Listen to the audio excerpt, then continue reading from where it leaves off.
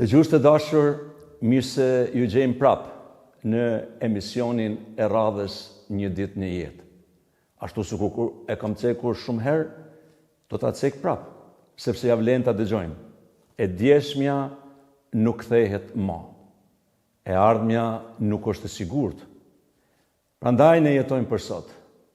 Dhe sot le të zgjedhim të bëjmë më të mirën në radhën e parë, duke nderuar Perëndin dhe sado që është mundur, duke ndihmuar dhe duke shërbyer njerëzve në familje, në shoqëri e kudo që jesh. Miq, sonte jemi të nderuar ta kemi në mesin ton një mysafir. Emri i tij është Alban Krasniqi dhe tash edhe pastor i bashkësisë Prishtina City Church në Prishtinë. Pastor Alban, mirë se erdhe në emisionin Një ditë. Mirë se ju gjej drejton. Faleminderit shumë për ftesën. Është nder edhe privilegj edhe kënaqësi me pas mundësi me bashkëbisedu edhe me nda diçka në lidhje me dritën, me jetën edhe me të qenërit si shërtori i Zotit në vendin tonë. Pastor Alban, ne sonte me ty do të flasim në lidhje se si të jemi dritë dhe krip për vendin, por para se më shku atje, ti je në misionin Një ditë në jetë. Dhe çdo mysafir që ka qenë pjesë e këtij emisionit, ata u dasht të sjellim një realitet tek njerëzit, të audienca e këtij emisioni. Si mund ta sjellim këtë realitet nga ana jote, që ne kemi vetëm një ditë në jetë?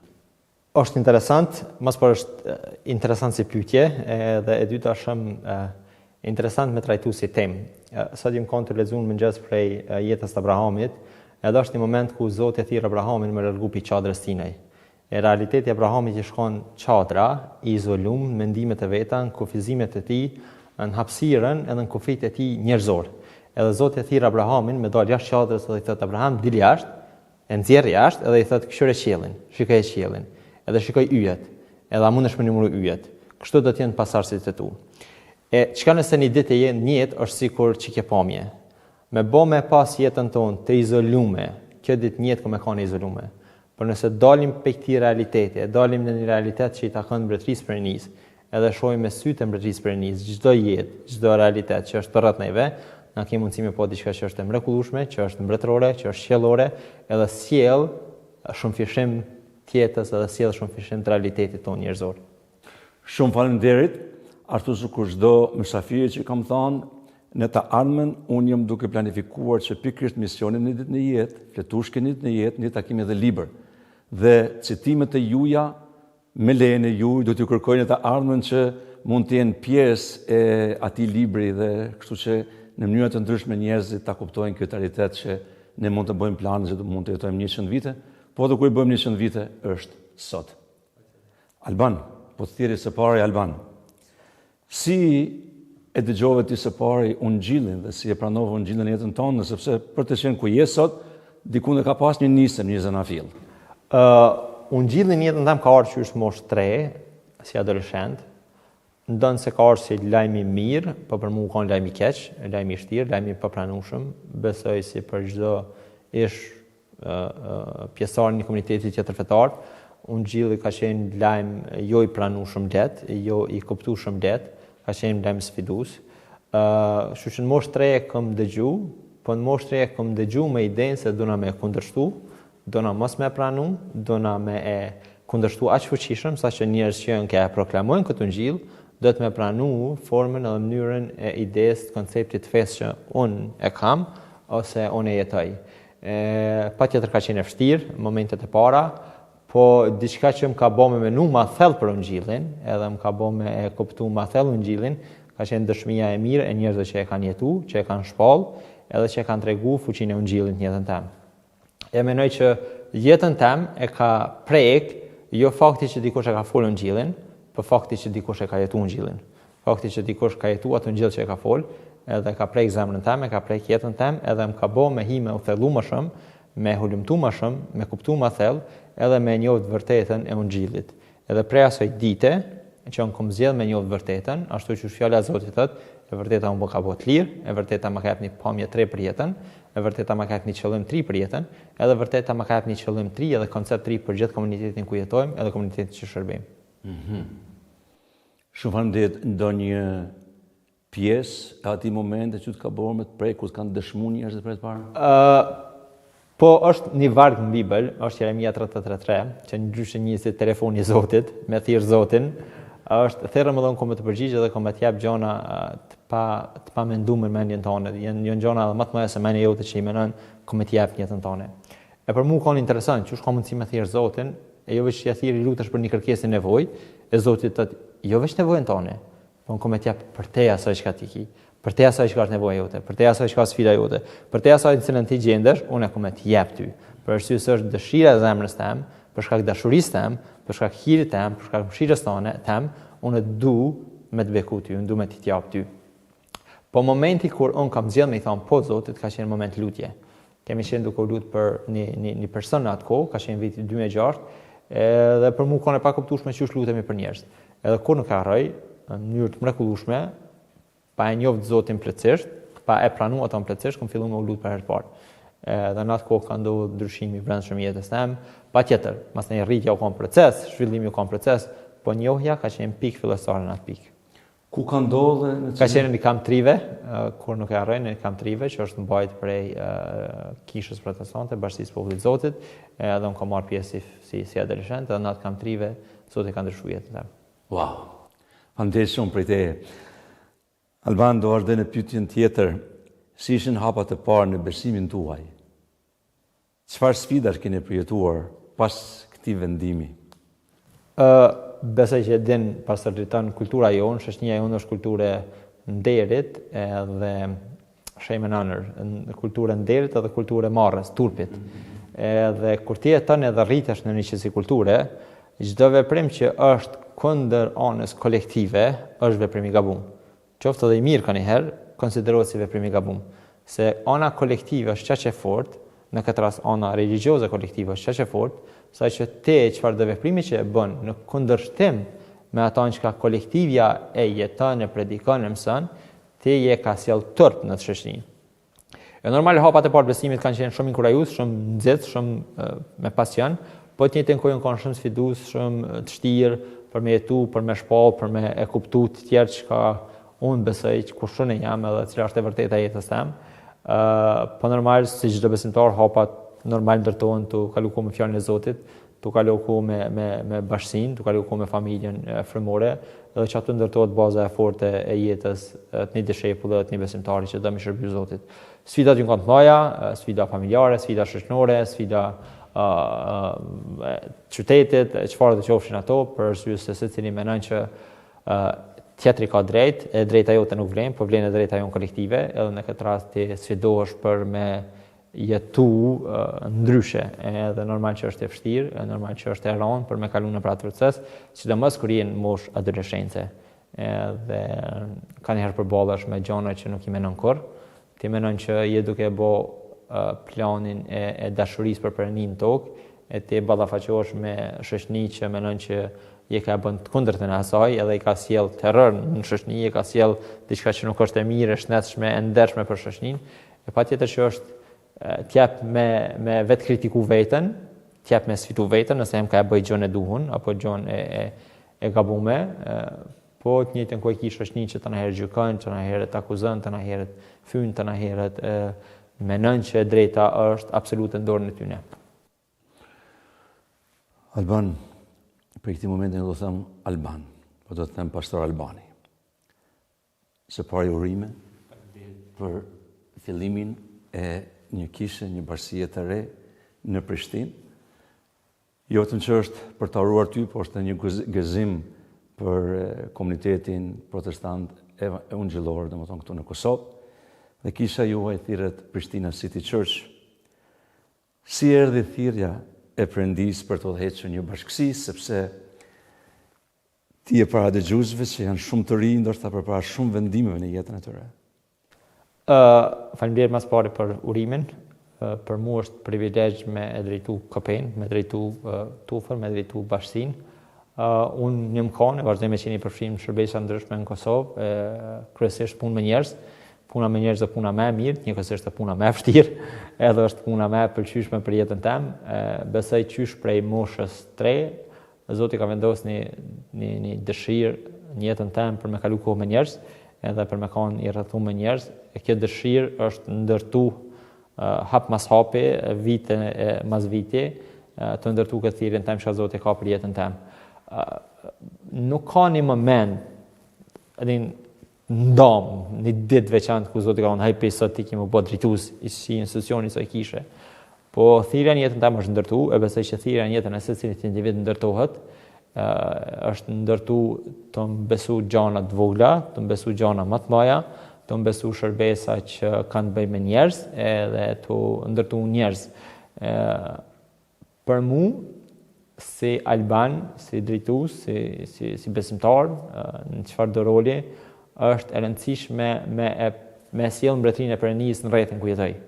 Edhe fakti i tillë i ka bën njerëz me kuptu që ka diçka ndryshe në jetën e çdo individi, e si rezultat i kësaj po doj me njeh, po doj me përcjell këtë shembull. Edhe të pas ndikim jetën e njerëzve, e kam parë që Zoti ka hap dyrë të reja për me mjell kish, edhe për me fillu një kish të re në qytetin e Prishtinës. Kështu që në këtë formë Zoti ka sjellë njerëz të duhur, kohën e duhur, në kohën e Zotit, partnerët e duhur për me pas mundësi me nis një bashkësi të re në qytetin e Prishtinës. Edhe jemi shumë të lumtur. Emrin e ka shumë unik. Kemi dashur me ja jap emrin bazuar në kryeqytetin. Mendoj që është emër rinor, që ju pëlqen trive edhe trejave, edhe besoj që është një hapësirë shumë kreative për me pas mundësi që njerëz me kalu kohë, njerëz me u zhvillu, njerëz me u ndërtu, njerëz me u sfidu, njerëz me bashkëndje edhe me kanë pjesë e një familje që jo veç që kujdeset për njëri tjetrin, po kujdeset për qytetin. E ëndra jonë si bashkësi është me qenë bekim për lagjen, me qenë transformim për lagjen, me qenë dritë për lagjen, me qenë bekim për qytetin, me qenë transformim për qytetin, edhe me qenë dritë për qytetin. E për te kësaj, ëndra jonë është me qenë bekim për vendin, me kanë transformim për vendin e dritë për vendin. Pastor Alban, unë një ty për vite, dhe unë e kam parë në disa etapa ecjen tonë, duke shërbyr në gjërat e vogla në kish, pastaj në një formë edhe sikur asistent ndihmës pastori, dhe tani je një rol tjetër kur ti duhet të drejtosh, domethënë kopen apo kishën. Si është kjo sfidë tani? Çfarë mund të inkurajosh ata që duken atë dëgjuar ne që ta bëjnë këtë hapin pasi kanë kaluar nga një të cilin ndoshta së pari në një karrik, pastaj duke shërbyer në një mënyrë apo një tjetër, pastaj duke qenë afër pastorit, duke shërbyer pastorit dhe tani duke shërbyer vetë. Unë mendoj që është bekim, kur Zoti të beson njerëz për rreth është bekim. Përpos që është bekim është edhe barr, edhe është përgjegjësi. Edhe fakti që ti ke përgjegjësi me njerëz, ty të bën më ndi 2 herë më i përgjegjshëm ndaj përgjegjësisë që Zoti ka thirrë. E po është fakti që Zoti ka thirrë të bën më ndi shumë herë më i përgjegjshëm ndaj asaj që ti ke më bë në shërbes. Normal ka sfidat e veta, si drejtues, si pastor, ka sfidat e veta, sidomos kur punon me njerëz që vijnë prej prapavija ndryshme, prej atij që është i varfër deri ai që është i pasur, me prapavija ndryshme, rritjes tyre në qytete të ndryshme, kultura ndryshme, shkollim ndryshëm, janë kreto barra që ti menon se qysh më qas kopes tone. Po për mua është privilegj, është gëzim, edhe ndina shumë krenar në Zotin për thirrjen, edhe ndina shumë krenar në Zotin për njerëz që mi ka besu për rreth dhe me pa rritjen e tyre. Gjaja që më gëzon më shumë ti është kur i shoh njerëz që këtë procesin e ndryshimit, ata qëndrojnë, edhe kur ka sfida, qëndrojnë edhe kur ka bekime, edhe bëhen pjesë e punës Mbretërisë së Zotit në vendin tonë, të e marrë këtë barën e besimtarit, të e marrë barën e dishepullit, për me që lajmin e mirë të njerëzve e humbur. Pastor Alban, në bisedën e fundit që kam pas me ty, unë kam dëgjuar që ka lëvizje të kisha, ka njerëz që të varë të kisha. Dhe sot e ke mundësinë përpara audiencës që ti na tregosh domethënë për shërbesat, takimet, ku mund t'ju gjejnë njerëzit, sepse është me shumë rëndësi, domethënë sepse ndoshta ti mund të kesh mënyra të ndryshme si i ke transmetuar të tjerët, por ja edhe përpara televizorit, sepse na dëgjojmë në vende të ndryshme dhe unë dua që ky emision të përçoj një dritë që njerëzit e kuptojnë për çdo qytet të Gjakovës, të Kosovës, kudo që ka kisha dhe ku mund t'i gjejnë. Bashkia jonë me lokacion gjendën në Prishtinë, është në Arbëri, e njohur më herët si Dragodan. Jemi në lagje shumë të mirë, Zoti na ka jepur një hapësirë të mrekullueshme dhe e kemi kthyer në një hapësirë kogja kreative që mundet më u përdor për këtë gjenerata, për fëmijë, për tri, për burra, për gra, dhe jemi të mundu me kriju koncepte kreative që mundë me arrit çdo gjeneratë, dhe jemi të dasht me punu më shumë me tri, ajo është qasja jonë, edhe me familje. Kem shërbesat e djeleve, çdo të djele takojmë për orës 5, kemi një numër të njerëzve, vllazër e motra që takojmë, mbledhemi bashkë, adhurojmë Zotin, marrim për fjalën e Zotit, kalojmë kohë bashku dhe e kalojmë atë ditë përpara Zotit. Po ashtu kemi takime të ndryshme gjatë javës. Në muajin e kaluar kemi pas 40 ditë lutja dhe si kish. Ideja ka qenë që në këtë fillesë 3 të shërbesës tonë në Prishtinë, me pas mundësi me kërku fytyrën e Zotit, me kërku zemrën e Zotit, me kërku Zotin, me na përdorë si vegël transformimi për lagjen, për qytetin e për vendin, dhe me na jep njerëztri, me na jep rezultat, me na jep fryt. E kem kërku Zotin që u punëtor, edhe kem pa rezultat. Kem pa njerëz që kanë ardhur në shërbesë, kem pa njerëz që janë bërë pjesë e bashkisë, kem pa njerëz që hala nuk i besojnë Jezusit, po vinë të dielave dhe bëhen pjesë aktivitetet tona. E për neve kjo është mesazh i mirë, kjo është lajm i mirë, kjo është imazh që dora e Zotit, puna e Zotit është ka vepron, edhe Zoti ka plane të mrekullueshme për atë vend. Kem studime të Biblës, kem takime të lutjes, kemi takime me trin her pas here, nuk kemi të rregullta, për arsye se kem 5 muaj që kem filluar gjithë shërbesën tonë, edhe jem tu eksploru me fjalë tjera, të eksploru lagjen, të eksploru qytetin, të eksploru idenë se çish kishim pas mundësi me qasë në formën më të mirë, me mesazhin më të fuqishëm, që është mesazhi i transformimit të zemrës njerëzve, ungjilli njerëzve në komunitetin e Prishtinës. Po ashtu kem partneritet me kishën lokale dhe bashkëpunojmë gjëra të tjera ndryshme. Të lumtur të dëgjojnë dhe njerëzit mund të shikojnë, të ulëmtojnë, të gjejnë vendin ku mund të vejnë. Jem gjitha media sociale, jem në Instagram, në Facebook, në çdo platformë sociale mundi më na gjet me Prishtina City Church, ku njerëz kanë pas mundësi me pa edhe kontentin ton që e bëjmë. Jemi shumë fokusuar me punën online po ashtu, mundohemi që me kanë shumë efektive edhe përmes punës tonë online. Okej, kjo është një gjë mirë.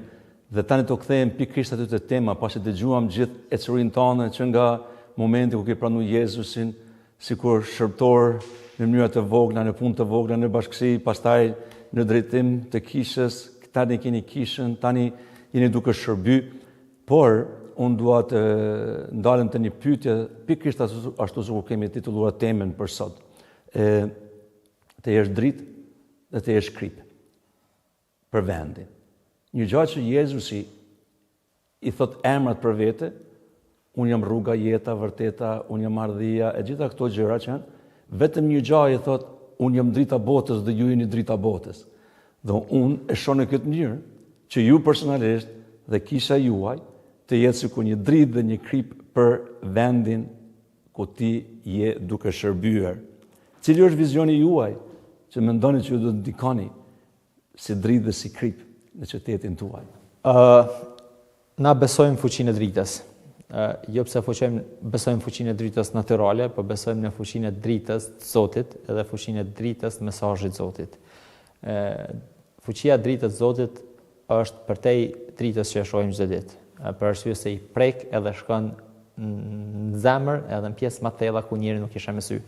Ato vene ku nuk ka fuqi njeri me pa, ka fuqi drita e Zotit me i pa.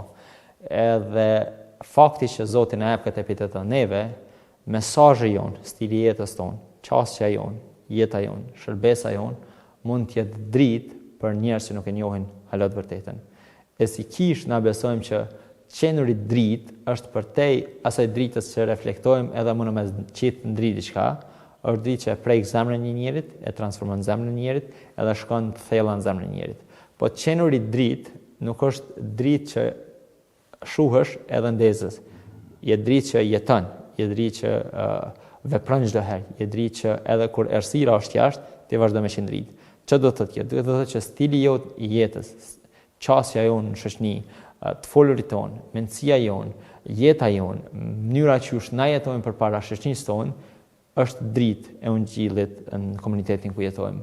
E po ashtu të qenerit kryp, na jemi thirrur me qenë kryp, jo vetëm me apshije, po kripa dhe i ruajmë gjanat, na e ruajmë shoqërinë, na kujdesemi për shoqërinë, kujdesemi për moralin e shoqërisë, kujdesemi që errësira mos me pas mundësi me sundu mbi të vërtetën e dritës në vendin tonë.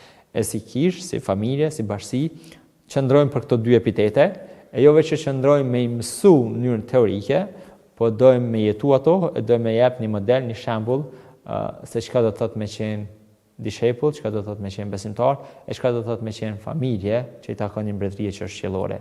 E me pas të epitete është privilegj, dhe është privilegj që secili mund e gëzon, edhe është privilegj që secili mund e pranon, nëse një të vërtetën e ungjillit të Jezus Krishtit. Është shumë vështirë me e kap dritën, me e pranu të vërtetën e dritës, pa e njoftë autorin e dritës. Njohuri të autorin e dritës është më e fuqishme se sa vetëm me pa dritën. Drita mund e ekspozon të keqen, pa autori i dritës e largon të keqen. E na nuk jemi thirrur vetëm me ekspozu, ne jemi thirrur me pru autorin e jetës në komunitete ku e largon, e dëmton, e shkatron të keqen. Unë dua të ndalem këtu për para dëgjuesve sepse është diçka më shumë rëndësi. Je duke folë për autorin e dritës. A mund të na japësh një pamje, një shërim se çfarë saktësisht duke na dashur të na thuash neve dhe dëgjuesve sot, kush është ky autori i dritës? Autori i dritës sipas Biblës është Jezus Krishti. Ai është drita e vërtetë, ai është drita që ka ardhur në botë edhe ka shuar errësirën. Ungjilli sipas Gjonit thotë që drita erdhi në errësirë dhe errësira nuk e kuptoi. Normal i referohet krijimit, por patjetër që i referohet edhe fuqisë së Jezus Krishtit. Drita ka ardhur në mesin e errësirës, edhe ka largu errësirën, e ka poshtë errësirën, e ka poshtë fuqinë e errësirës, e ka poshtë vdekjen, e ka poshtë ato që njeri asnjëherë s'më në poshtë. Veç fuqia e dritës, veç autori i dritës, është Jezus Krishti, ka mundësi me bë këtë ndryshim dhe këtë transformim. Prapë kthehem. Na sot mundem me gjetë njerëz që jetojnë mirë, jetojnë drejt, kanë paqe, kanë gëzim, kanë dashuri, kanë harmoni. Edhe mundem me ekspozu një stil të jetës që do këtë konceptin religjioz shumë i mrekullueshëm. Por mungon autori këtyre gjërave. Na do të më pru autorin e këtyre gjërave në mesin e secilën për këtyre gjërave që më pas mundësi me sjell transformim e ndryshim e me qenë dritë e krye për shoqërinë tonë. Shumë gjëra je duke më i bërë këtu në zemrën time për Krishtin në këto kohë që kam qenë duke lexuar, duke studiuar një kohë. Dhe ai person që ka zbuluar së pari dritën, njerëzit e tjerë nuk kanë nevojë me zbulu dritën. Njerëzit e tjerë do të vetëm u bë se si ta përçojnë dritën tek tjerë, tek vendi nëpër këtë botën.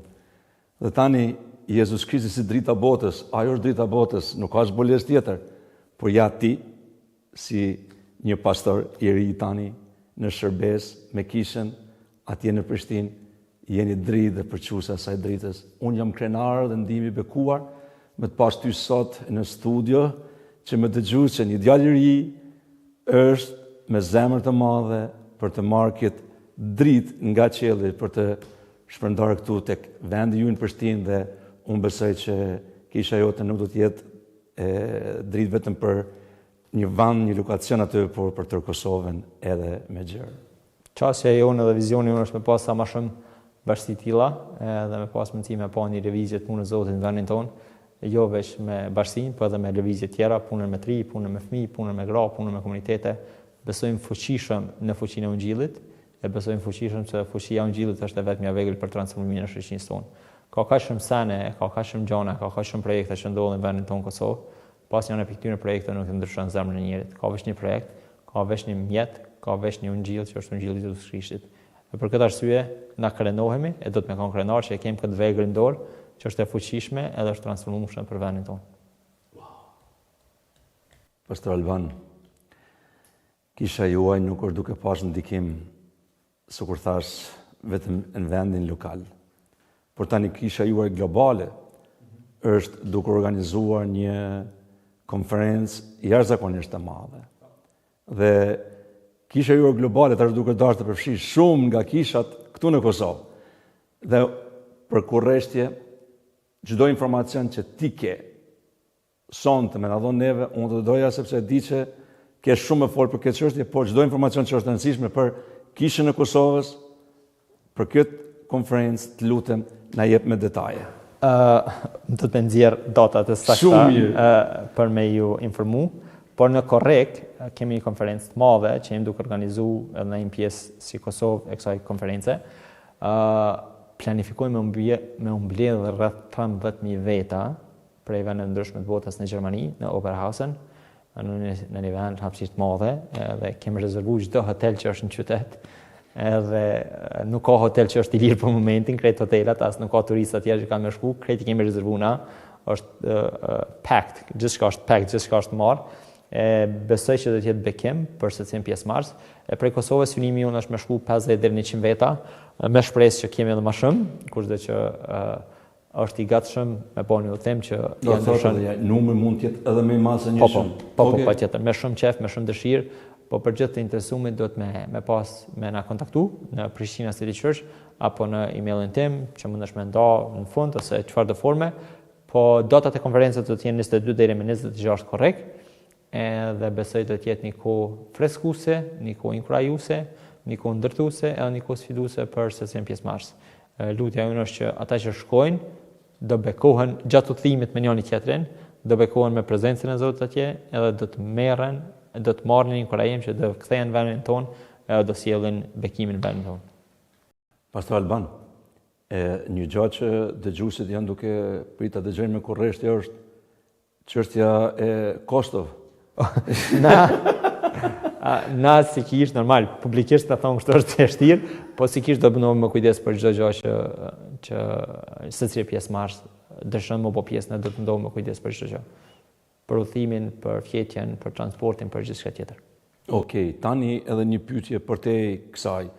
A janë duke organizuar dikush edhe nga ana e Shqipërisë apo kurdo që dëgjon, domethënë organizimi është vetëm nga ana juaj këtu në Kosovë? Për Kosovë dhe Shqipëri, kryesisht jemi Kosova, për arsye se në Shqipëri jemi duke planifikuar me hap një bashkësie në Tiranë, dhe çështja jonë është që tani për tani çdo gjë do shkojë nga Kosova. Por kemi njerëz nga Maqedonia, kemi njerëz nga Malizi, kemi njerëz nga Kroacia, kemi njerëz nga Bullgaria, kemi njerëz nga vende të ndryshme të Ballkanit që do bëhen pjesë.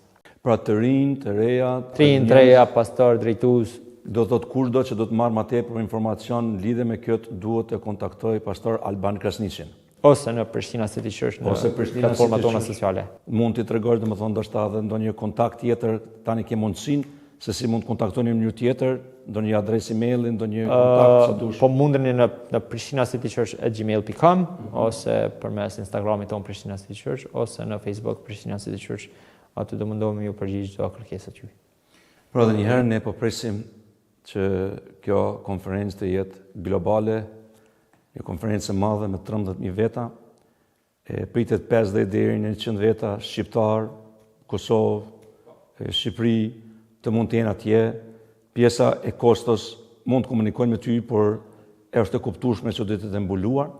Kështu që falënderit Zotit për punën dhe misionin tuaj që po bëni, domethënë tani edhe për Kosovë, edhe për rajonin kënej për rreth.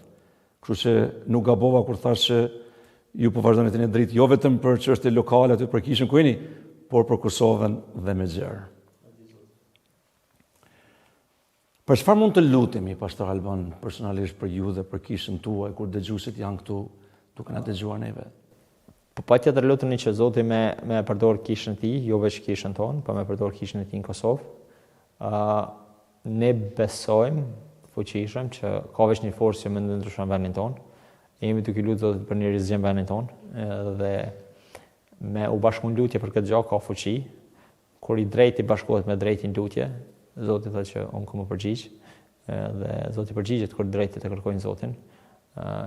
Me u lutje që Zoti me rrit veprën e tij në Kosovë, me zgjeru territorin e kishës Kosovës, me zgjeru ndikimin e kishës Kosovës, me pas mundësi që kisha Kosovës me ka në përfshime në çdo dikaster të vendit tonë, me ka në përfshime në për institucione ndryshme, me ka në përfshime në për hapësira ndryshme sociale, edhe me pas mundësi me ndiku ashtu që është menduar dhe është kriju si institucion prej Zotit. Pastor Alban, mesazhi juaj përfund, por nëse ka ngjecur diçka që është në zemrën tonë ende ta ndash me ne, je i lirë, por do të kishim pas dëshirë të kemi edhe mesazhin tuaj përfund për gjithë ata që janë duke na dëgjuar, e sidomos për ata që janë gati për ta marrë hapin për të kaluar nga një të qenit në kish në një shërbes? Mesazhi jam i shkon i lidhur me ata që nisën në fillim me thirrjen e Abrahamit. Ka momente në jetën tonë ku Zoti na ka premtuar diçka, ka një premtim që ka ardhur prej Zotit në jetën tonë, edhe shpesh herë ky premtim për shkak të realitetit tonë njerëzor mundet me dogë që është u shuh, mundet me dogë që është u largu. Edhe gabimi njerëzor që bëjmë të herët është që këtë realitet e ndryshojmë me realitetin tonë njerëzor, edhe na fillojmë me bë veprime në aspektin njerëzor. E veprimet tona në aspektin njerëzor shpesh rezultojnë me gabim, shpesh rezultojnë me një veprim të gabum, për arsye se kemi hecë natyrën tonë, natyrën e veprimit mendjes tonë njerëzore.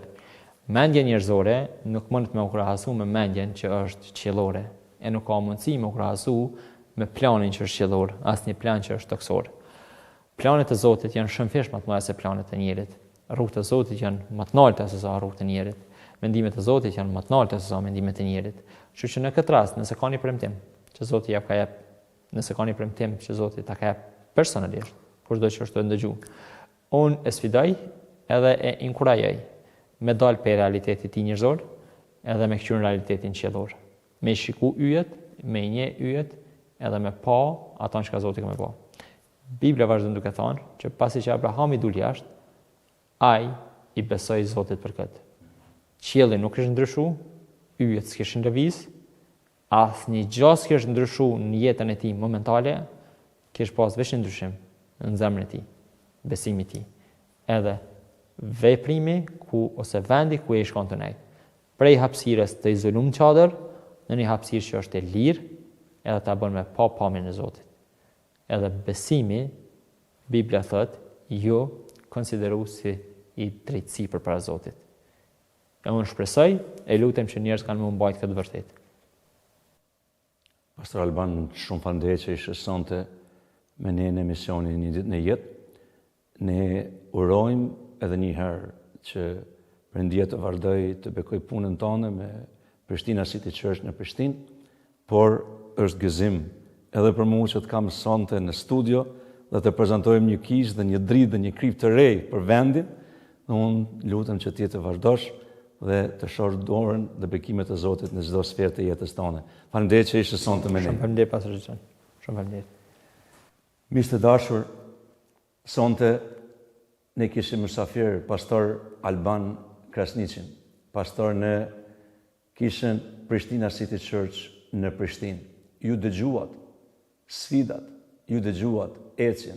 Asgjë nuk erdhi nga një vend me njëherë tek vendi tjetër. Kaluan shumë kohë, erdhi thirrja dhe bindja dhe tani duke shërbyer, duke qenë dritë dhe krip për vendin dhe për rajonin që unë besoj në të ardhmen. Unë dua t'ju la sonte me disa vargje nga Ungjilli sipas Mateut, kapitulli 5, vargun 13 deri në vargun 16, thotë kështu: Ju jeni kripa e tokës. Por në qoftë se kripa bëhet e amsht, me së mund të rifitoj shijen. Nuk vlen për asgjë, veçse për t'u hedhur dhe ta shkeli njerëzit. Ju jeni drita e botës. Një qytet i ngritur në majë të malit nuk mund të fshihet. Po ashtu nuk ndizet një qëri për ta vënë nën babun, por për të vënë mbi shandan dhe t'u jap dritë të gjithë atyre që janë në shtëpi. Ashtu le të shndrit drita juaj para njerëzve, që ta shohin veprën tuaj të mira dhe të lavdrojnë atin tuaj që është në qiell. Paqja dhe gëzimi i Zotit qofshin me juve. Zoti bekoft. Mirë takofshim në emisionet e radhës.